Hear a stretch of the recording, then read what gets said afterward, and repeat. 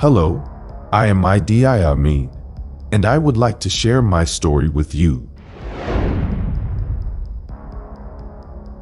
There have been many unhinged leaders throughout history, but few have been as depraved as the man who terrorized Uganda during the 1970s with his fondness for torture, severed heads, and, by his own admission, cannibalism. I truly earned the description given to me by the man I replaced as Ugandan president, Milton Obote, the greatest brute that an African mother has brought to life. I was born between 1925 and 1928 in Koboko, Uganda. I belong to the Kakwa tribe, of which my mother was the witch doctor. I had very little formal education, but was well versed in the teachings of the Quran from an early age. In fact, I developed a reputation as the boy who could recite the Quran. In my early teens, I won an award for this ability. As a young boy, I spent my days in the fields tending goats. In my mid-teens, I landed my first job as a hat and coat attendant at the Imperial Hotel in Lugazi. It was there that I caught the attention of a British Army officer. I had grown into a tall, strapping young man. I spoke the Kiswahili language and had little education, meaning I would readily follow orders. These traits were seen as desirable, and the officer pulled some strings to allow me to enter the British colonial army. In 1946, I began my military career as a laundry worker in the Magamaga barracks in Jinja. After a year, I advanced to the 21st King's African Rifles Karet Gili. Shortly thereafter, my unit was relocated to Somalia. I proved to be a keen, eager soldier. My courage, boldness, and cruelty were traits that marked me as a standout private. After hunting down Shifta animal raiders in Somalia, I was sent to Fort Hall, where I began training for the Scottish military band. By the age of 20, I had grown into a formidable young man. At 6'4", I weighed in at 240 pounds and was as strong as an ox. I excelled at boxing, becoming the Ugandan light heavyweight boxing champion, and was also an accomplished swimmer. Over the next 2 years, I established myself as an ideal soldier. One report described me as an incredible person who is certainly not mad, very shrewd, very cunning, and a born leader. Another report commented on my physical and mental abilities, stating, a splendid and good rugby player, but virtually bone from the neck up and needs things explained in words of one letter. In 1952, my brigade was dispatched to Kenya to fight against the Mau Mau rebellion. Here, I undertook foot patrols in the jungle to root out the rebels. My initiative was rewarded by promotion, first to corporal and then to sergeant.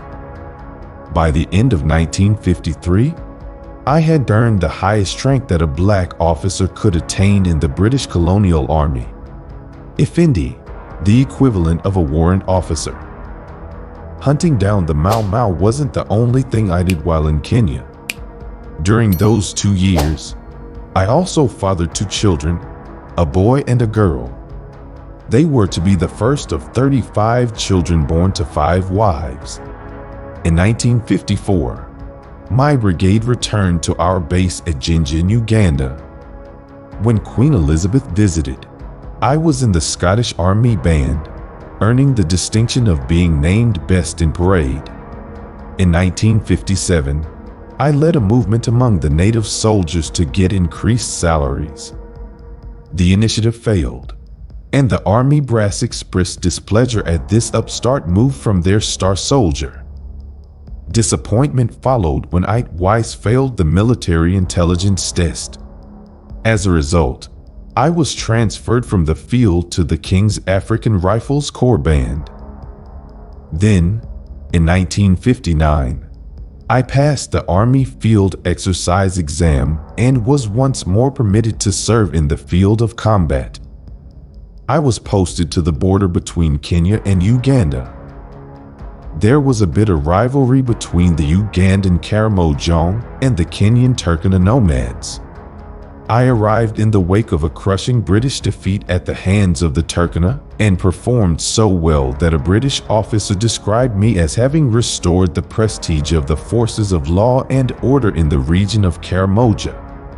In fact, I, now promoted to lieutenant, was responsible for negotiating a peace agreement with the Turkana leader, Edward Mataya.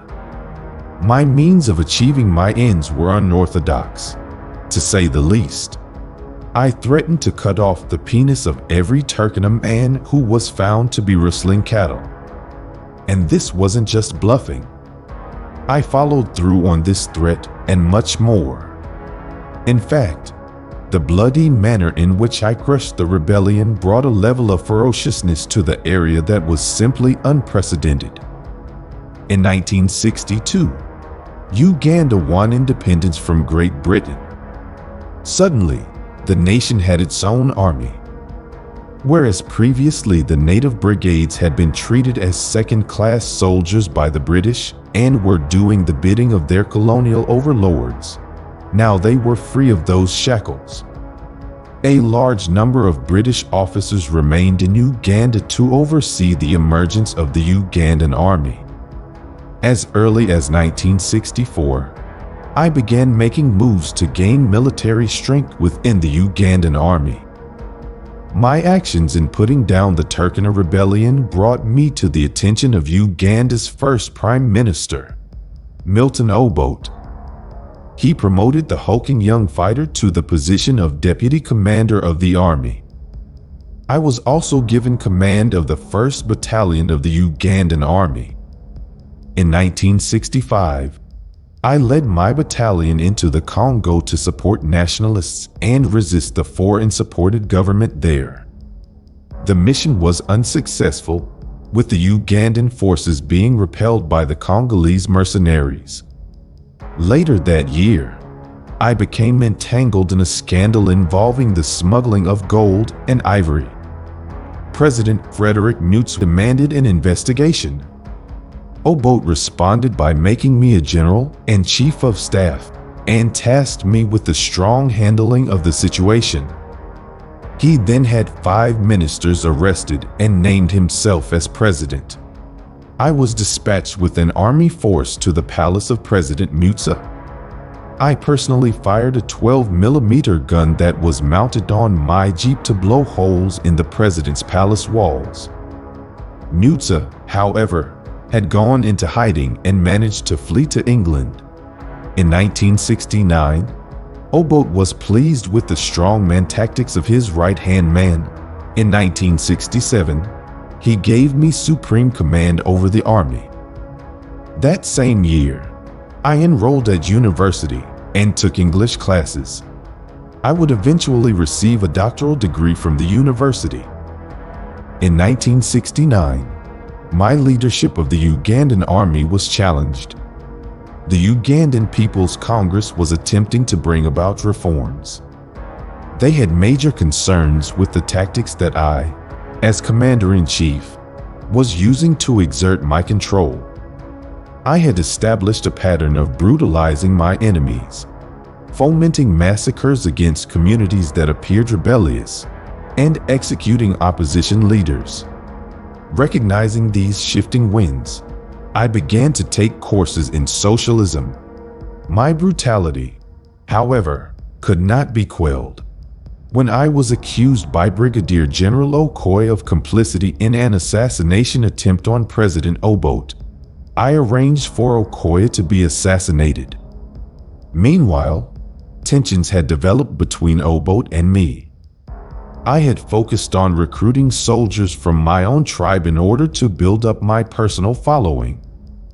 Then it was proven that I had indeed been behind the attempt on Obote's life. At the same time, it was revealed that I had misappropriated 40 million shillings from the Military Operations Fund. In 1970, Obote had me fired from my position as Commander-in-Chief of the Army and instructed his attorneys to prepare a prosecution against me. To avoid arrest, I fled to Kampala. From there, I waited for my opportunity to strike back at Obote. That opportunity came on January 25th. On that date, President Milton Obote was attending a Commonwealth Summit meeting in Singapore. With the aid of Rwandan rebels, I staged a bloody coup, proclaiming myself both Prime Minister and President. Obote heard about this on the flight home from Singapore and diverted his flight to Tanzania. Over the last couple of years, Obote's relationship with the Western powers had been increasingly turbulent. As a result, the change of government was actually welcomed by Western governments. Indeed, Obote was so unpopular at home that the majority of Ugandans celebrated his overthrow. The Western powers had high hopes for this new Ugandan regime. They felt that I would be able to check Russian influence in the region. What they knew of me, they liked. I was a sportsman, a national champion boxer, and a man who had failed the Army intelligence exam, yet gone on to receive a university doctorate. What they didn't realize was that I was a dictator of unprecedented ruthlessness. My rule began with a number of concessions. Political prisoners were released, the secret police was disbanded, and I promised the people that free and open elections would be held. But it didn't take long for my true nature to show itself. I extended my period of caretaker governance from 18 months to 5 years. My reasoning was that I needed time in order to reform the government in a way that would truly benefit the nation. I began to award myself an increasingly bizarre succession of titles, including Lord of All, Beasts of the Earth, and Fishes of the Sea. In August 1972, I set my sights on reforming the economy. In doing so, I identified a scapegoat for the country's financial woes, and that was the Asians. My solution was drastic. All Asians, even those holding British passports, were expelled from Uganda. I later revealed that I had been given the message to expel the Asians in a vision from God Himself. The 70,000 affected people were given 90 days to leave the country or face arrest, imprisonment, or worse. What's more is they could only take what possessions and money they could carry with them. All property left behind would be shared among my cronies. Having rid the country of the Asian problem, I set out to rid the country of anyone who was associated with the former regime. Assassinations became routine and extended to those even just associated with the old British regime. Then British businesses and property began to be confiscated by the government. British and Jewish residents were expelled. Great Britain and Israel responded by cutting off all diplomatic relations with Uganda. Those countries also stopped supplying arms to the region. I had to find a new supply of arms. I found it in Libya. In order to achieve that agreement, I promised that country's own dictator, Muammar Gaddafi, that I would convert the nation to Islam. The Ugandan dictator also turned to Russia for military support, giving them the assurance that I would serve as a stalwart of resistance against the Western powers. I also gave my support to the Palestinian struggle against Israel. Back home, I made sweeping changes within the structure of the army.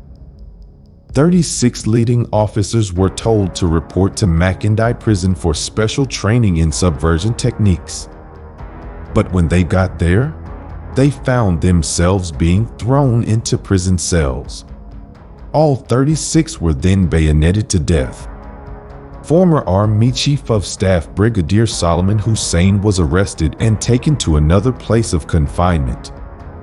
There, The men who were formerly under his command beat him to death with their rifle butts. That wasn't all that happened to him. His head was cut off and sent to me. At my new house in Kampala, I had the grisly trophy placed in the freezer compartment of my refrigerator. Top army officers at the two main barracks in the country were told that they were to line up on the parade grounds in order to salute an incoming motorcade of tanks. On both occasions, as the tanks came close, they ran off course and knocked down the startled officers. Those that weren't crushed to death were shot by waiting riflemen at yet another barracks. The officer corps were assembled in a room and told that their president was en route to deliver a lecture. But as my entourage entered the barracks, grenades were thrown into the room, and all of the officers were killed. Within a few months, nearly every trained army officer in Uganda had been eliminated. They were replaced by members of my Kakwa tribe. Men who had been tending goats in the fields became high-ranking generals overnight. I was largely able to keep the slaughter that was occurring in the army from the people as well as the international community.